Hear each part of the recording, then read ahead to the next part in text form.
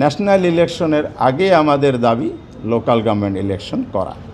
এটা এবারের জন্য, ভবিষ্যতের জন্য অন্তর্বর্তীকালীন সরকার বা যেই ফর্মে নিরপেক্ষ নির্দলীয় সরকার আসবে তার অধীনে করা।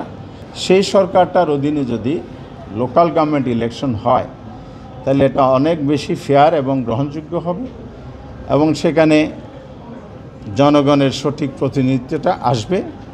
লোকাল গভর্নমেন্ট যদি ইলেকশন যদি দলীয় সরকারের অধীনে হয় তখন যে ঘটনাটা আমরা অতীতে অবলোকন করেছি সেটা হচ্ছে দলীয় প্রার্থীদেরকে চেয়ারম্যান মেম্বার বানানোর জন্য, মেয়র বানানোর জন্য এখানে দলীয় প্রভাব, তার চাইতে বড় যে কাজটা অন্যায়ভাবে করে সরকারগুলো, গভর্নমেন্ট টোটাল ইনস্টলমেন্টকে কাজে লাগিয়ে ভোটকে, ইলেকশনকে প্রভাবিত করে দলীয় প্রার্থীকে জিতিয়ে আনে।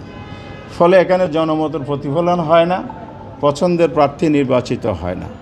সেই কারণে আমরা বলেছি এটা যদি নিরপেক্ষ নির্দলীয় সরকারের অধীনে হয় এটা ফেয়ার হবে, গ্রহণযোগ্য হবে।